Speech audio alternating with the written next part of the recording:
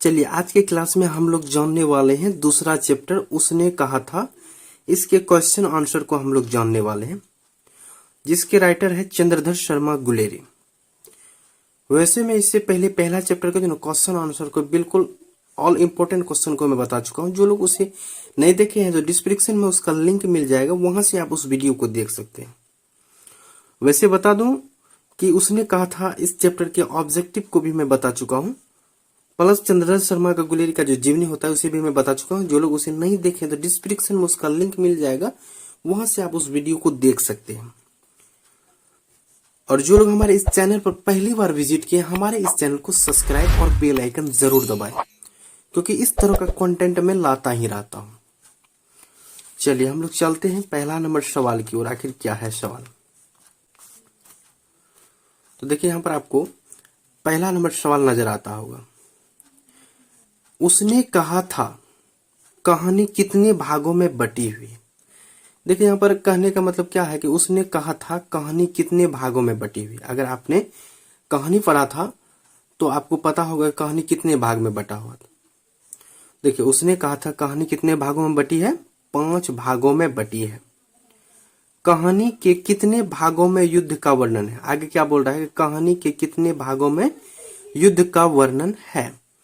तो भाई साहब कहानी के जो है ना कुल 4 भागों में युद्ध का वर्णन है। ठीक है, तो यहाँ पर कहानी कुल कितने भागों में है, 5 भागों में। जब 4 भागों में युद्ध का वर्णन है तो बच गया एक भाग। एक भाग में जो है दोनों के जो ना बचपन का कुछ बात है। ठीक है, चलिए आगे चलते हैं। अगला सवाल क्या बोल रहा है हमें कि कहानी के पात्रों की सूची तैयार करें। ठीक है, देखिए इस सवाल का कहने का मतलब ये हो गया कि उसने कहा था जो कहानी है इसमें पात्र का मतलब हो गया कि उस कहानी में किन किन लोगों का जो है ना वर्णन किया गया है। तो देखिए लहना सिंह का वर्णन किया गया है, वजीरा सिंह, बोधा सिंह, सूबेदार हजारा सिंह, नकली लपटन साहब और सूबेदार ने। ठीक है, ये हो गया कहानी का पात्र। चलिए दूसरा नंबर भी क्लियर हो चुका है। तीसरा नंबर सवाल है लहना सिंह का परिचय अपने शब्दों में दे। ठीक है, लहना सिंह का जो ना परिचय अपने शब्दों में देना है। ठीक है, वैसे तो यहाँ पर कुछ किताबी लैंग्वेज है, ठीक है, इससे आप समझकर अपना लैंग्वेज का इस्तेमाल कर सकते हैं। चलिए जवाब को जानते हैं हम लोग। लहना सिंह सिख राइफल में जमादार है। लहना सिंह जो है सिख राइफल में क्या है, जमादार है। देखिए यहाँ पर बहुत सारे ऐसे पॉइंट आएंगे जो कि आपको ऑब्जेक्टिव के लिए बहुत ज्यादा इंपॉर्टेंट होंगे। ठीक है, तो ध्यान से सुनिएगा आप लोग। आगे सिपाही में थोड़ा ऊंचा पद पर, यानी कि लहना सिंह जो है ना सिपाही में थोड़ा ऊंचा पद का था। ठीक है, वह बचपन से ही साहसी था। लहना सिंह जो था बचपन से ही क्या था, साहसी था। साहसी मतलब आप समझ रहे होंगे साहसी क्या होता है। जब सूबेदारनी बालिका थी, सूबेदारनी क्या थी, बालिका थी। यहाँ पर देखिए आपको पात्र में आया होगा नाम सूबेदारनी, तो वही बोल रहा है जब सूबेदारनी बालिका थी तब वह उसे तेरी कुरमाई हो गई।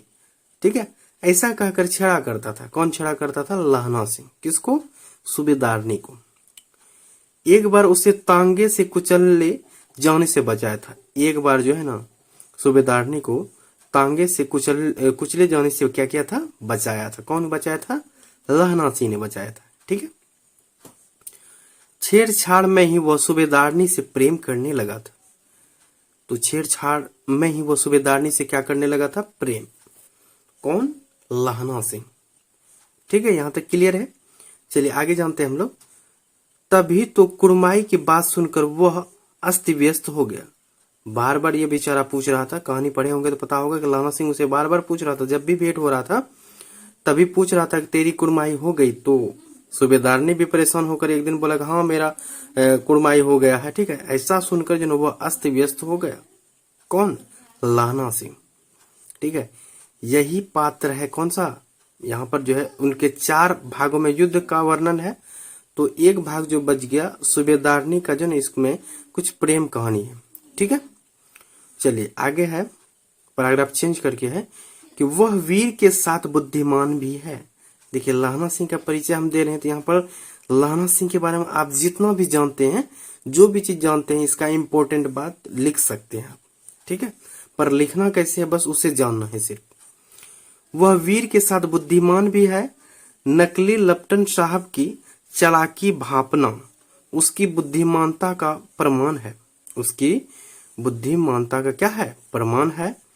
तो झटपट निर्णय लेकर सूबेदार को लौटने के लिए वजीरा सिंह को,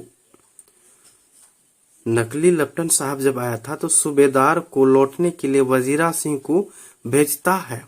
ठीक है, धोखे से सभी सिपाही को भेज देता है। किसके वजह से, लप्टन, नकली लप्टन साहब जो था उसी के वजह से जो ना सभी सिपाही को आगे भेज देता है।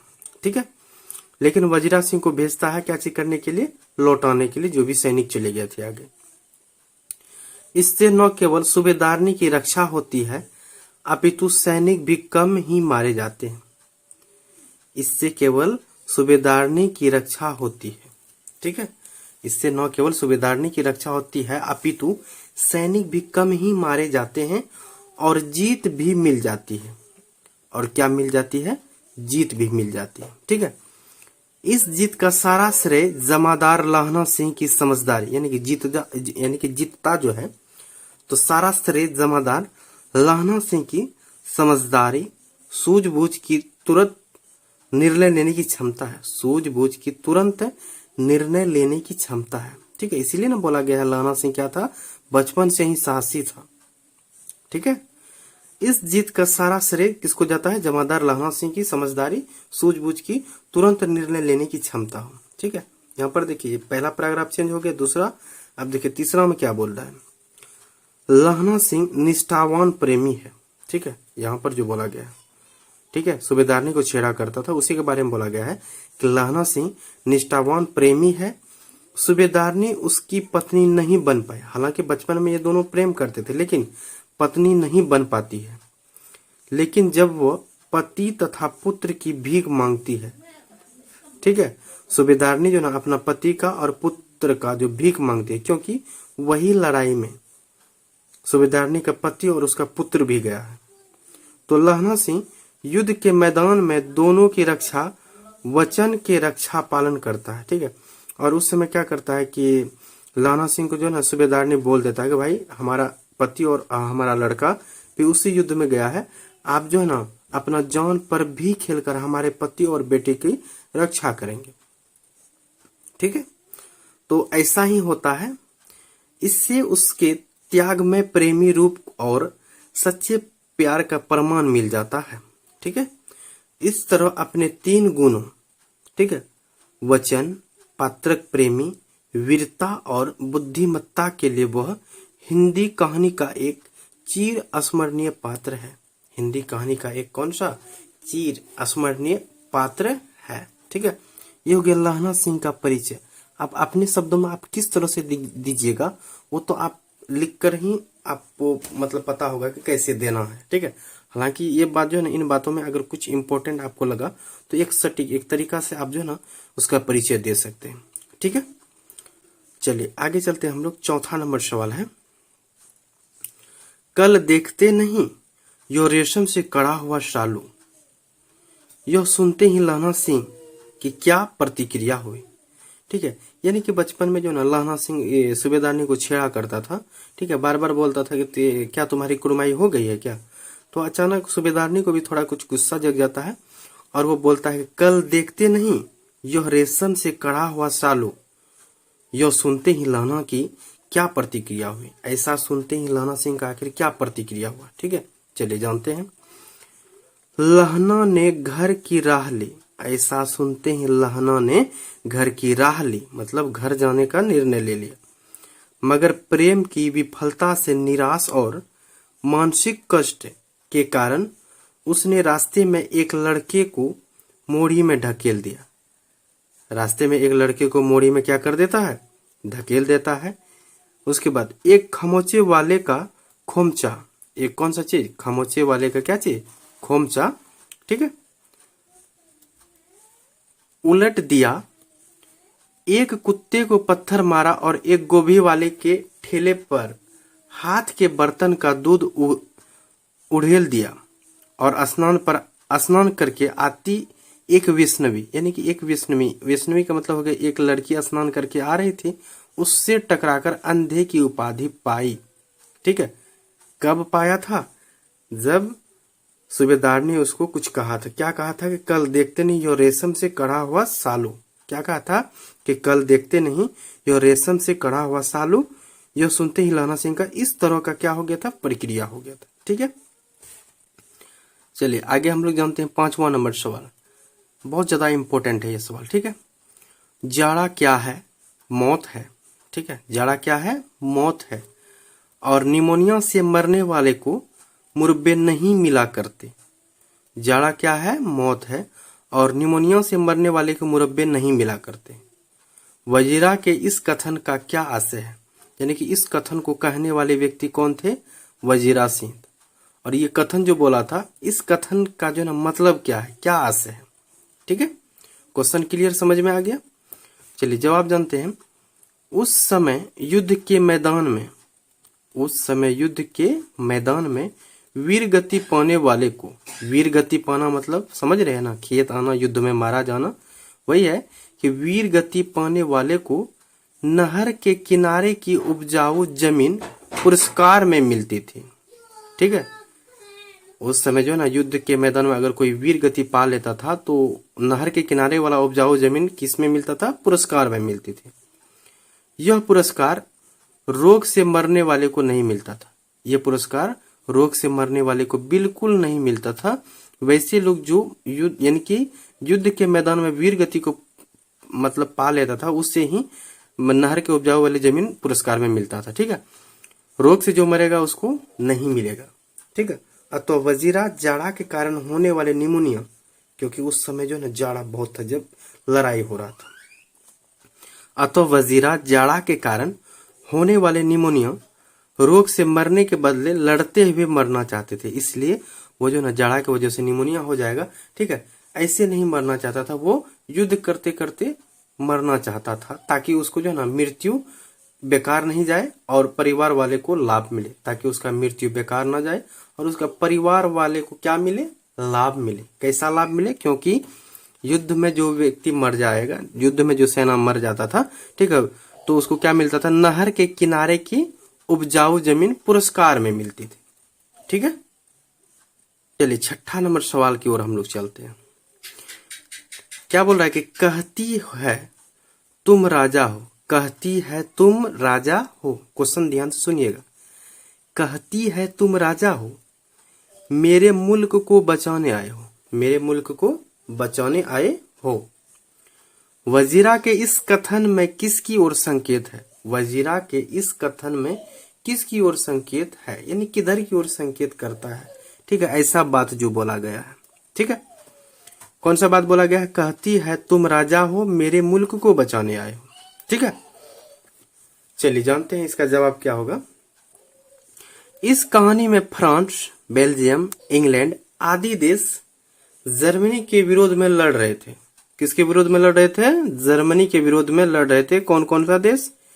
France, Belgium, England. ठीक है, और भी देश थे जो कि जर्मनी के विरोध में लड़ रहे थे।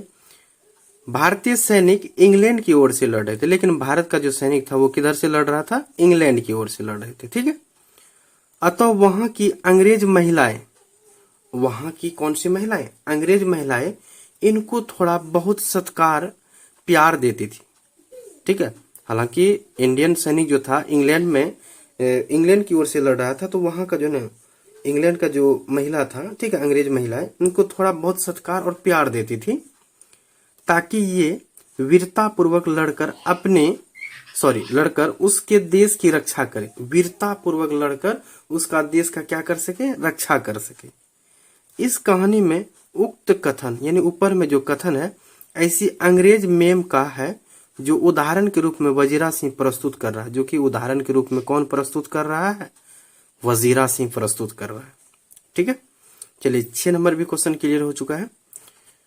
7वां नंबर है, लहना के गांव में आया तुर्की मौलवी क्या कहता था? लहना से के गांव में आया एक तुर्की मौलवी था, वो आखिर क्या कहता था? जानते हैं हम लोग। वह मौलवी नहीं, जर्मनी का जासूस था। क्या बोल रहा है कि वह मौलवी नहीं था, बल्कि क्या था? वो जर्मनी का जासूस था। मौलवी के वेश में कहता था जर्मनी वाले बड़े पंडित हैं। ठीक है, क्या कहता था कि जर्मनी वाले बहुत बड़े पंडित हैं, वेद पढ़ पढ़ कर उसमें से विमान चलाने की विद्या जान गए। वेद को पढ़ पढ़ कर विमान चलाने का विद्या को क्या कर गए हैं, जान गए हैं। गौ को नहीं मारते, मतलब गाय को नहीं मारते। हिंदुस्तान में आ जाएंगे तो गौ हत्या बंद कर देंगे। अगर हिंदुस्तान में आ जाएंगे तो गौ हत्या को क्या कर देंगे, वो बंद कर देंगे। ठीक है, तो ये मौलवी कहाँ का था, जर्मनी का जासूस था। ठीक है, वो यहाँ पर क्या कहता था कि जर्मनी वाले जो ना बहुत बड़े पंडित हैं, वेद पढ़ पढ़ कर जो ना विमान चलाने का विद्या सीख गए हैं और गौ को नहीं मारते हैं वे लोग, और हिंदुस्तान में अगर आ जाएंगे तो गौ हत्या को बिल्कुल खत्म कर देंगे। ठीक है, चलिए 8वां नंबर सवाल की ओर चलते हैं हम लोग। लहना सिंह का दायित्व बोध और बुद्धि दोनों अस्पृहणीय है, इस कथन की पुष्टि करें।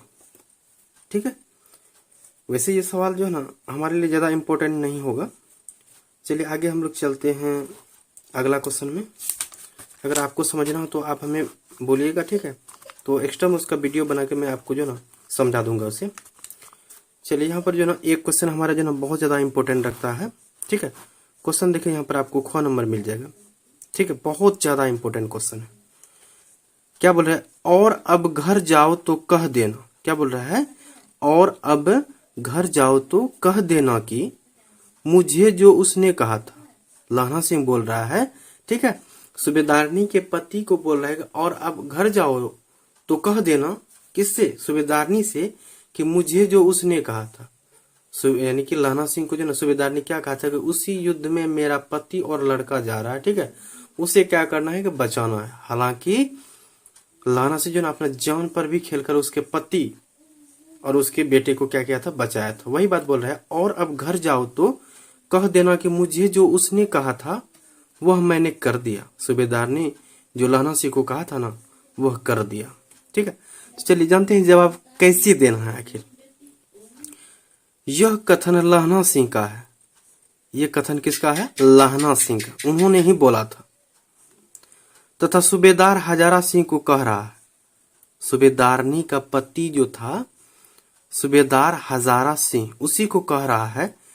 इसमें उसके पति के माध्यम से, ठीक है, पति के माध्यम से पत्नी को संदेश भेज रहा है। ठीक है, क्लियर यहां तक।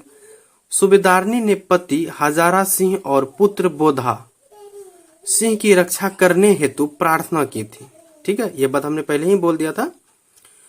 भीख मांगी थी। ठीक है, कि हमारा पति और हमारा लड़का भी उसी युद्ध में गया है। ठीक है, उसका रक्षा करना आपको सौंप रहा हूं, ऐसा सूबेदार ने कहा था लहना सिंह को। ठीक है, आगे लहना ने अपने जान की बाजी लगाकर दोनों की रक्षा किया। लहना सिंह जो ना अपना जान की बाजी लगाकर भी उसके पति और उसके लड़के की रक्षा की थी। उससे अपने वचन का पालन कर सच्चे प्रेमी होने का प्रमाण दिया। अपना वचन का पालन कर सच्चा प्रेमी होने का क्या दिया, प्रमाण दिया। इसमें प्रतिदान रहित दान की कोमलता की मर्म स्पर्शी व्यंजना है। ठीक है, तो यहाँ पर तो आपको क्वेश्चन बिल्कुल समझ में आ गया होगा। ठीक है, क्या बोला, और अब घर जाओ तो कह देना कि मुझे जो उसने कहा था वह मैंने कर दिया। ठीक है, तो आई होप की जो ना यहाँ पर मैंने जितना भी सवाल बताया सारे के सारे सवाल जो ना आपको क्लियरली समझ में आ गया होगा। ठीक है, इस चैप्टर में अगर आपको कोई भी सवाल समझ ना हो, ठीक है, इसके अलावा, तो आप हमें कमेंट करें। ठीक है, तो चलिए मिलते हैं एक और कमाल के एपिसोड के साथ। तब तक के लिए नमस्कार।